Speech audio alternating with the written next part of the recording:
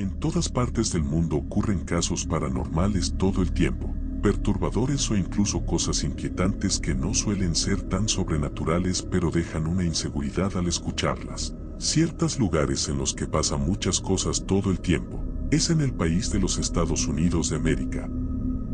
En este video vamos a ver 3 historias que han pasado en este lugar. Sin más que decir, espero que el video les guste. Comencemos.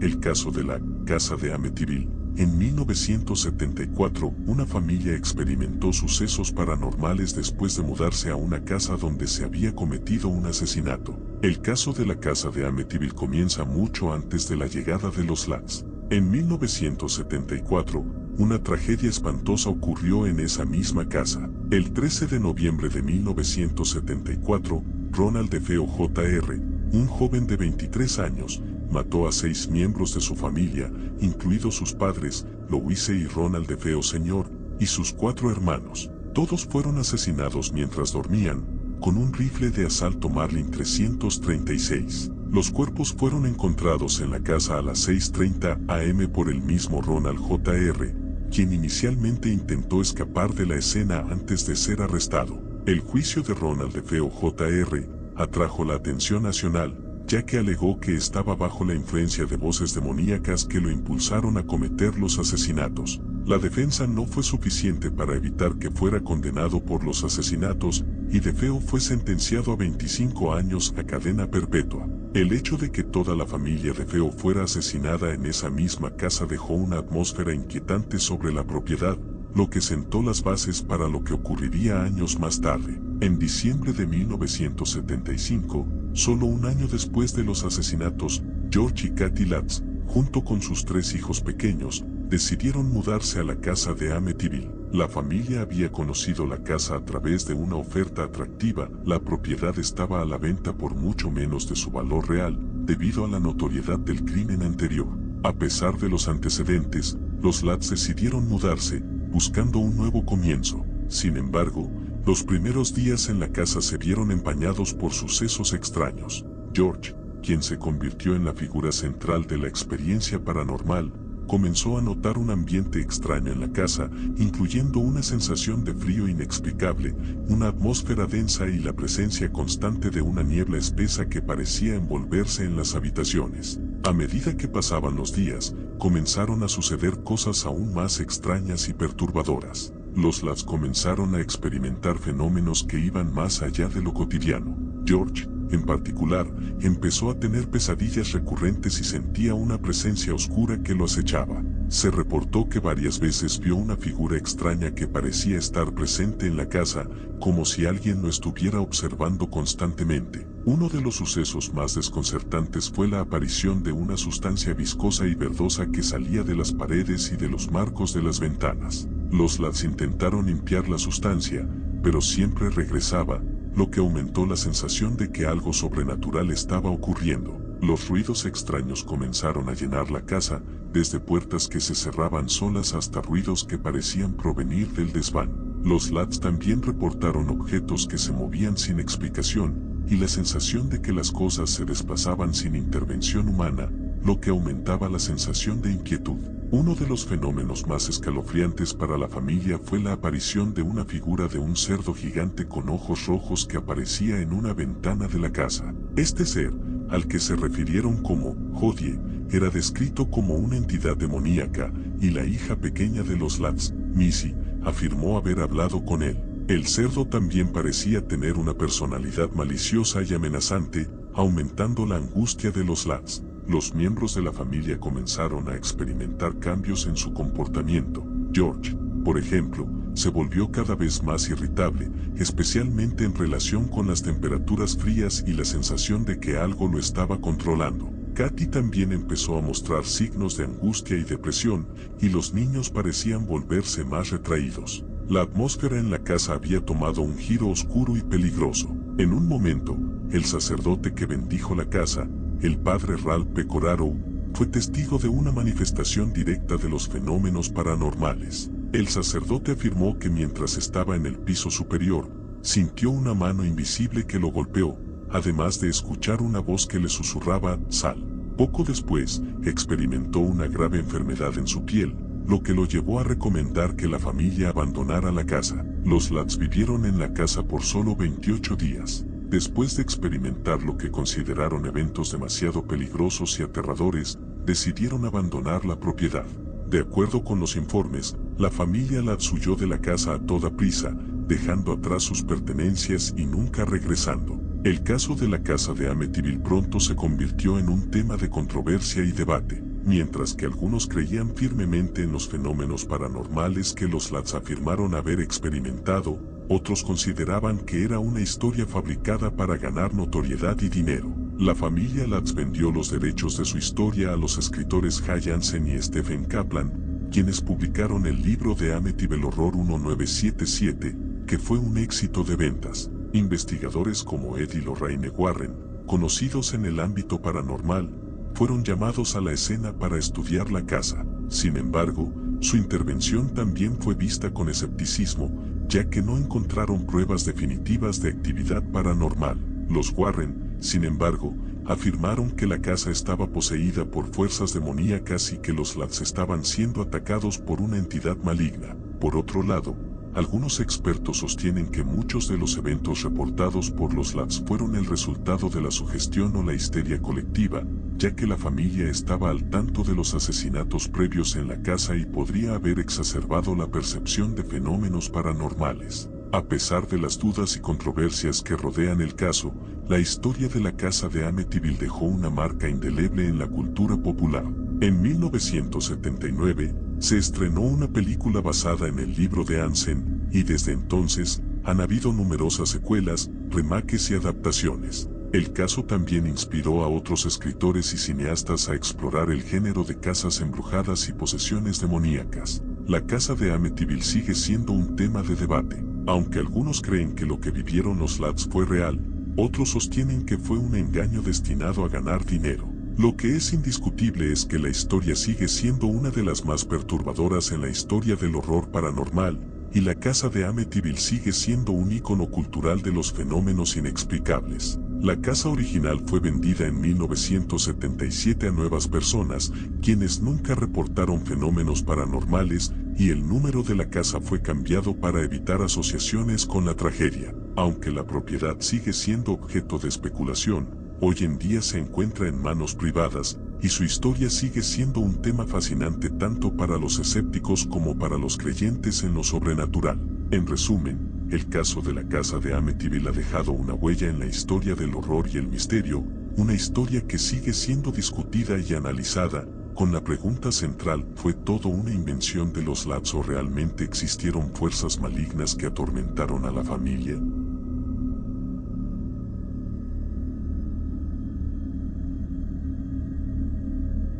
Asesinato de John Bennett Ramsey.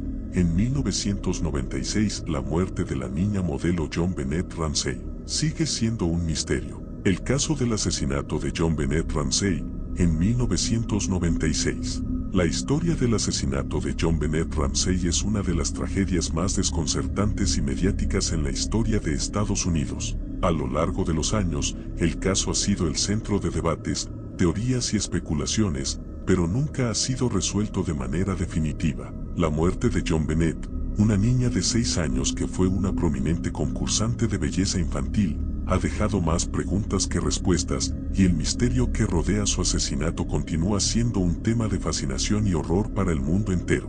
El contexto de la familia Ramsey. John Bennett Patricia Ramsey nació el 6 de agosto de 1990, en Atlanta, Georgia, en el seno de una familia adinerada y exitosa. Sus padres, John Ramsey, un ejecutivo de una exitosa empresa de tecnología, y Patsy Ramsey, una mujer con un amor por los certámenes de belleza infantil, tenían una vida relativamente estable. John Bennett era la menor de 2 hijos. Su hermano mayor, Burke, era 2 años mayor que ella. Desde pequeña, John Bennett se vio inmersa en el mundo de los concursos de belleza, donde rápidamente se destacó por su belleza y personalidad. Participó en varias competiciones de Niña Bonita, un tipo de concurso de belleza infantil donde las niñas se maquillan, visten atuendos llamativos y posan para los jueces.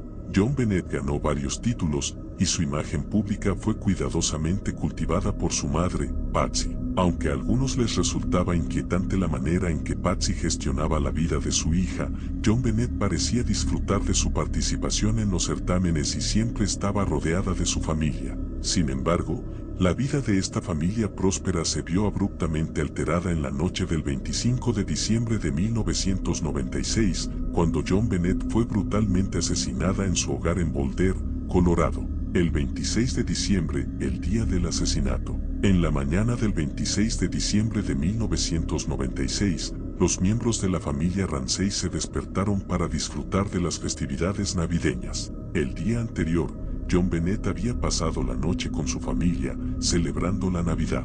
La casa en la que vivían era una mansión de lujo, ubicada en el vecindario de Mapleton Hill, conocido por ser una zona tranquila y segura. A la mañana siguiente, aproximadamente a las 5 a.m., Patsy Ramsey descubrió una carta de rescate en el escalón de las escaleras. La carta, escrita a mano, pedía un rescate de $118,000, una cantidad que curiosamente coincidía con el bono anual que John Ramsey había recibido de su empresa ese año. La carta decía que John Bennett había sido secuestrada y que debía pagar el rescate si quería recuperarla con vida. Patsy, aterrada y convencida de que su hija había sido secuestrada, llamó inmediatamente a la policía. Durante la llamada, la angustia en su voz era palpable. La policía llegó rápidamente a la escena, y el caos comenzó a desatarse mientras los oficiales intentaban obtener más detalles sobre el secuestro. Sin embargo, después de varias horas de investigación, el horror más grande posible se hizo realidad.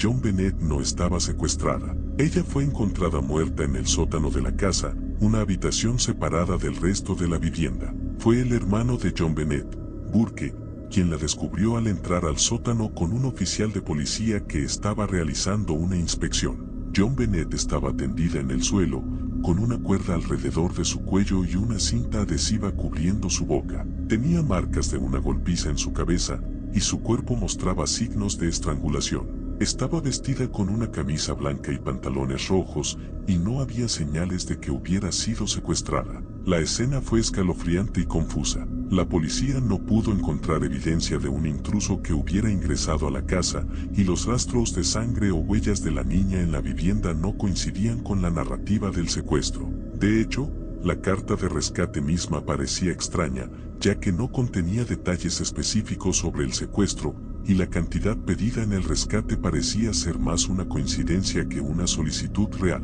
La autopsia y los primeros hallazgos. Una autopsia posterior reveló detalles inquietantes sobre la muerte de John Bennett. Los forenses confirmaron que la niña había muerto debido a una asfixia por estrangulamiento y que también había sufrido un golpe en la cabeza, lo que provocó una fractura en su cráneo. Además, encontraron signos de abuso sexual. La combinación de estos factores hizo que las autoridades consideraran varias teorías, pero ninguna coincidía completamente con los hechos. La falta de evidencia de un intruso y los hechos desconcertantes alrededor de la carta de rescate comenzaron a poner en duda la historia del secuestro, las teorías y sospechosos. A lo largo de los años, las investigaciones del asesinato de John Bennett Ramsey se han caracterizado por el número de teorías y sospechosos que han surgido, así como la controversia que ha rodeado el caso. Si bien la policía inicialmente creyó que podría haber sido un intruso el que cometió el crimen, los hallazgos fueron difíciles de encajar en esta narrativa. La familia Ramsey, con el tiempo, la atención de la policía se centró en los propios miembros de la familia Ramsey, principalmente en los padres. Aunque ambos, John y Patsy, negaron cualquier implicación en el asesinato de su hija, surgieron dudas. ¿Era posible que alguien dentro de la familia hubiera sido responsable? Algunos investigadores argumentaron que la escena del crimen parecía más bien un crimen cometido por alguien que conocía bien la casa, ya que no hubo señales de una entrada forzada. El hermano Burke Ramsey, inicialmente, Burke, el hermano mayor de John Bennett, fue considerado como un posible sospechoso. En sus primeras entrevistas con la policía, parecía ansioso y con dificultades para recordar detalles importantes. Sin embargo, nunca hubo pruebas que indicaran que Burke estuvo involucrado en el crimen, y las investigaciones sobre su posible implicación finalmente fueron descartadas. Teoría del accidente y encubrimiento. Una de las teorías más discutidas fue la de que John Bennett pudo haber muerto accidentalmente en un incidente relacionado con un golpe en la cabeza durante una disputa familiar, o incluso por un abuso no intencional. La hipótesis sugiere que Patsy, al darse cuenta de la gravedad de la situación, habría intentado encubrir el accidente mediante la fabricación de la carta de rescate para desviar la atención. La teoría del intruso. También existieron teorías que indicaban la presencia de un intruso que entró a la casa esa noche y asesinó a John Bennett.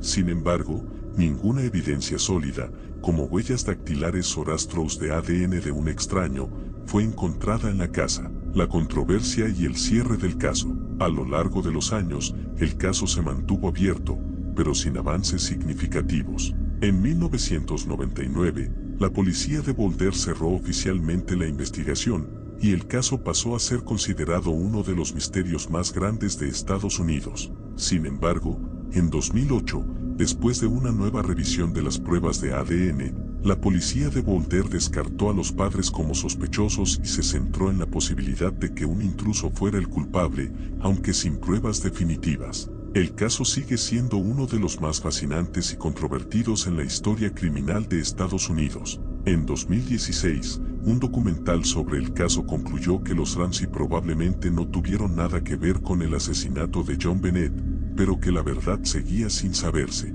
El asesinato sigue sin resolverse, y la búsqueda de justicia para John Bennett continúa. Impacto cultural y mediático. El caso de John Bennett Ramsey se convirtió rápidamente en un fenómeno mediático. Las entrevistas, las teorías, los documentales y las películas basadas en el caso se apoderaron de la opinión pública. La familia Ramsey, en particular Patsy, fue vista por algunos como víctimas de una tragedia horrible, mientras que otros sospechaban que podrían estar ocultando la verdad. La exposición constante de la familia en los medios, las especulaciones y las acusaciones contribuyeron a la prolongación del misterio y la controversia. Conclusión. El asesinato de John Bennett Ramsey sigue siendo uno de los casos más perturbadores e intrigantes de la historia reciente de Estados Unidos. Han pasado más de 2 décadas desde la tragedia, y aún persisten preguntas sin respuestas claras. ¿Fue John Bennett víctima de un intruso desconocido, o algo mucho más oscuro ocurrió dentro de las paredes de su propia casa? La historia de su muerte continúa siendo un enigma, y el caso sigue siendo una obsesión tanto para los investigadores como para el público en general.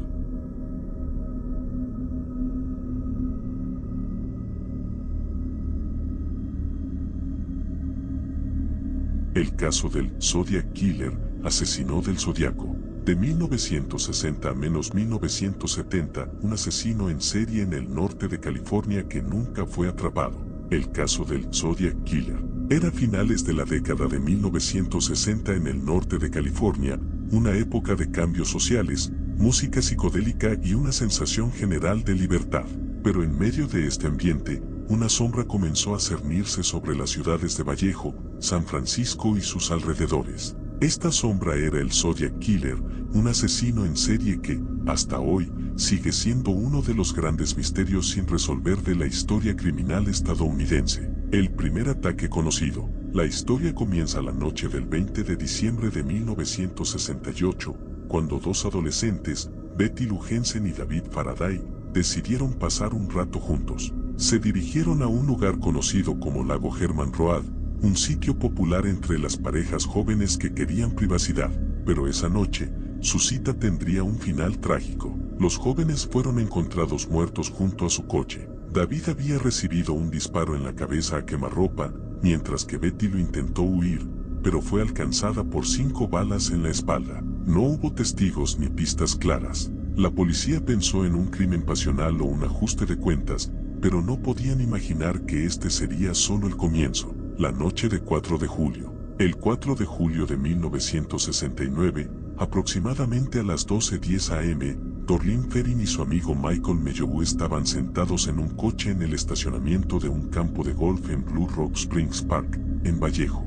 De repente, un coche se acercó y aparcó detrás de ellos. El conductor salió, se acercó al vehículo y, sin previo aviso, disparó una ráfaga de balas. Dorleen murió en el acto, pero Michael, aunque gravemente herido, sobrevivió. Este ataque marcó la primera vez que el asesino dejó sobrevivientes. Michael describió al atacante como un hombre corpulento, de cabello corto y cara redonda, pero lo más inquietante aún estaba por venir: las cartas del asesino. El 1 de agosto de 1969, 3 periódicos del área de la bahía recibieron cartas casi idénticas. Los diarios eran de San Francisco Chronicle, de San Francisco Examiner y de Vallejo Times Herald. En cada carta, el autor se atribuía los asesinatos recientes y exigía que sus misivas fueran publicadas en la portada de los periódicos, o de lo contrario, mataría de nuevo. Pero no era solo un mensaje, cada carta incluía una parte de un cifrado encriptado,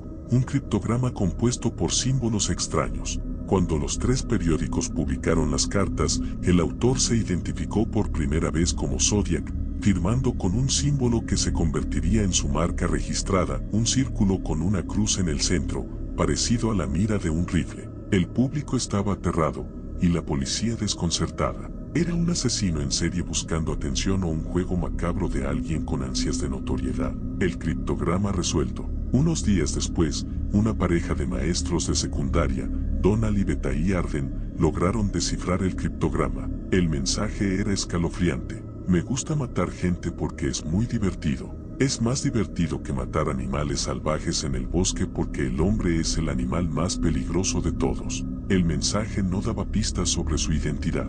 Solo confirmaba lo que la policía temía: el asesino disfrutaba del juego del gato y el ratón. El ataque en el lago Beriese. El 27 de septiembre de 1969, Brian Hartnell y Cecilia Shepard decidieron pasar una tarde relajada junto al lago Beriese. Mientras descansaban en la orilla, un hombre se les acercó. Llevaba un extraño atuendo, una especie de capucha negra que le cubría la cabeza, con el símbolo de la cruz en círculo en el pecho, y unas gafas oscuras. En sus manos, sostenía un cuchillo y una pistola. El hombre afirmó que necesitaba robar su coche para escapar tras un crimen cometido en otra ciudad.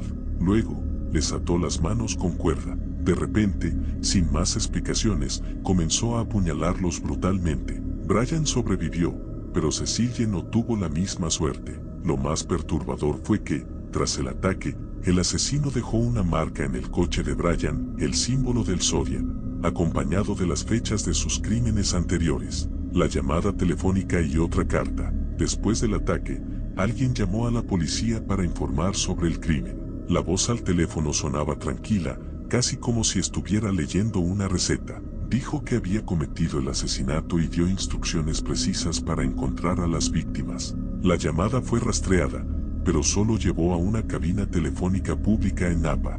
Días después, el Zodiac envió otra carta al San Francisco Chronicle, burlándose de la policía y confirmando que él era el autor del ataque en el lago Beriese. El asesinato del taxista. El 11 de octubre de 1969, el Zodiac cambió su modus operandi. En San Francisco, Paul Stein, un taxista, recogió a un pasajero en Union Square. El pasajero le pidió que lo llevara a Presidio Heights, un barrio acomodado de la ciudad.